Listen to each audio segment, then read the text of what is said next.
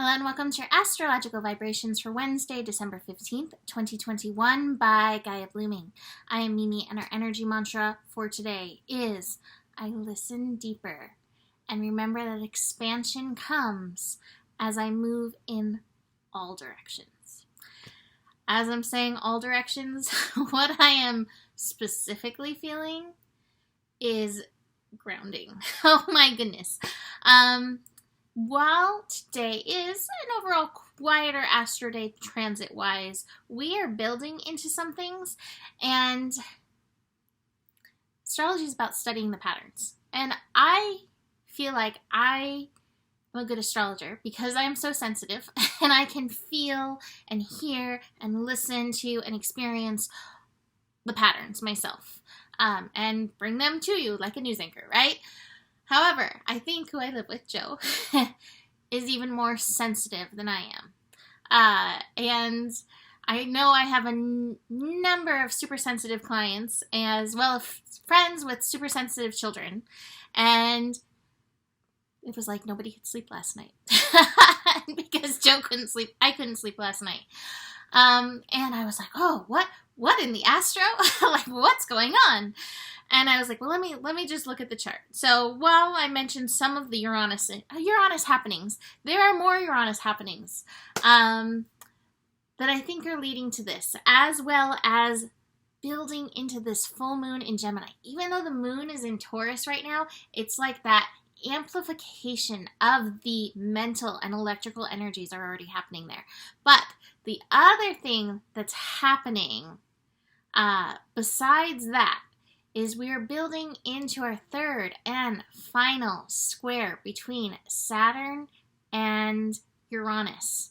So, and there's also this, and this bears mentioning too, Jupiter. And Jupiter, the planet of expansion, the planet that rules the sign of Sagittarius, is winding into the final few degrees of Aquarius.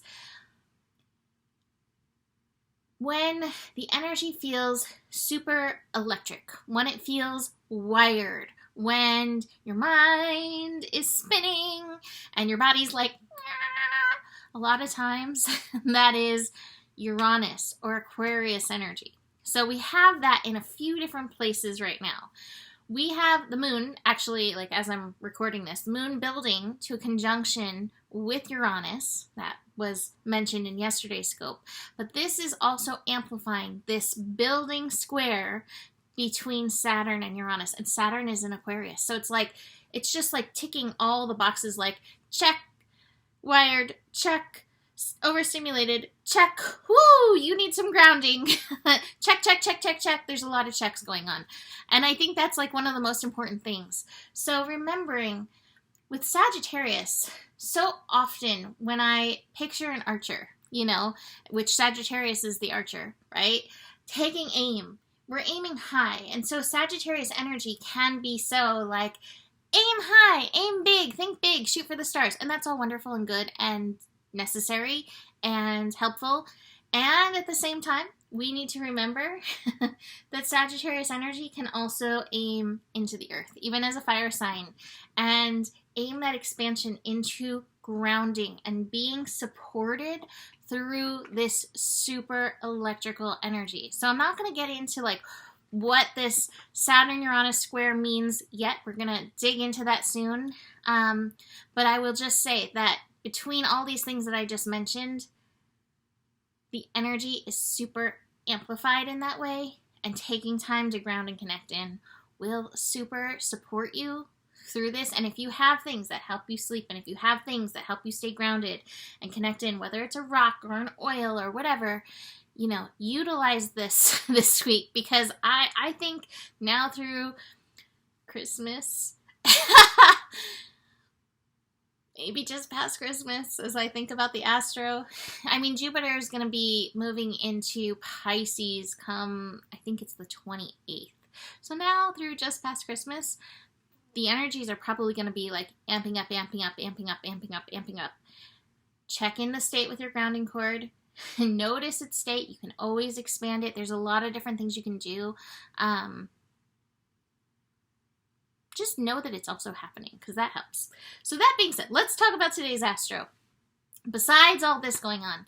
So I've been mentioning Mars and the South Node. Today is the day of Mars and the South Node. Now, I love the Astro. Like, it's so balanced. So, our reactional energy, Mars and Sagittarius, it might be very fiery. It could be very passionate. And yet, the South Node is like, how many more cycles of this pattern do you want to live? Where are you being called to make a change out of this cycle, out of this pattern? And where can you connect it to the heart? I love that. It's happening at 1 degree. 1 degree is the degree of the heart. And that's what I have at the top of the cards is the courage card. The courage to connect with heart and let heart guide you into these changes. Oh, I was looking at, what is it? Gene Keys today. I was reading my Gene Key and it talks about like how for me, if heart is not behind it, I might as well not be doing it. And truly that's how I've lived for a really long time. But this is really a call to that on the next level, like really checking in, like as you eat your breakfast, like is my heart aligned with this? As you go to work, is my heart aligned with this? Now, it doesn't mean like quit your job if your heart isn't aligned, but it might be about checking in deeper. Like, okay, this isn't what stirs me on this level anymore. Where am I being called? What is my next step? What is my next calling? What I love in this that I keep wanting to go back to, we have the North Node in Gemini. Gemini energy helps encourage and bring about change. And it's there with Ceres. I was mentioning that with Lilith and Ceres, but it's like Ceres and the North Node are genuinely hanging out, opposing Mars and the South Node. Ceres energy is mothering energy. It is nurturing energy. It's nurturing the changes. It's nurturing, calling us to mother ourselves in regards to where we may react and stay in the same patterning. So how can you utilize that mother energy within yourself, that nurturing, caring, like, all right, like Pop-Tarts for breakfast aren't working for my body anymore. I don't feel good. My taste buds might like them, but this isn't connected to my heart anymore. Whatever it is, really being able to nurture yourself, be kind with yourself through the shift of these patterns. Now, we only have about a month more of the nodes in Gemini and Sagittarius. So this really is the wrapping up of this cycle. And once they shift into Taurus and Scorpio, it's a whole other ballgame of lessons. So this really is a very strong time. I would even say with this building Uranus energy, Uranus and Saturn, like these changes that you're being, I don't want to say pushed into, these changes that you're being called into, there we go. They really are to line you with a higher purpose, with your vision that you have been cultivating. So how can you honor yourself? How can you honor your heart energy in and through that? Love how I'm like, it's a smaller Astro day and it's 8 minutes into the recording. Okay, whatever. Gift of gab. Moon in Taurus today is also connecting to Neptune. Now this energy I call lazy cat.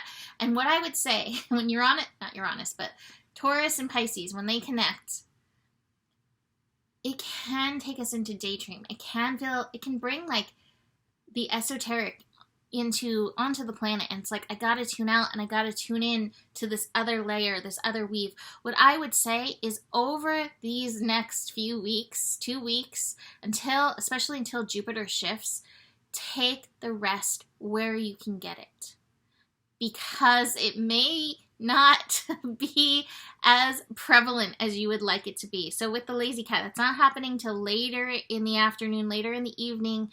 Meditate, tune in, and use that as an anchor point for when the energies get super stimulating. Remember the lazy cat, like, oh, I remember this feeling of connecting into the universe, connecting into spirit, and how I feel held there, and how I ground into this.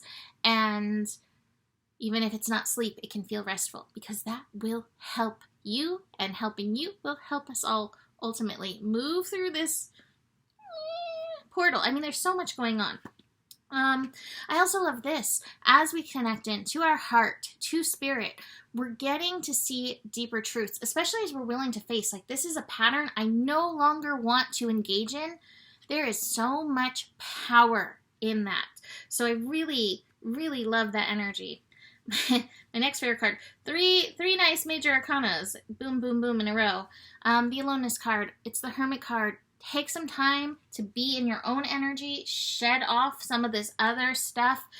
As these vibrations amplify, it feels like our own personal satellite dishes get bigger and bigger and bigger. Everything's just expanding right now, right?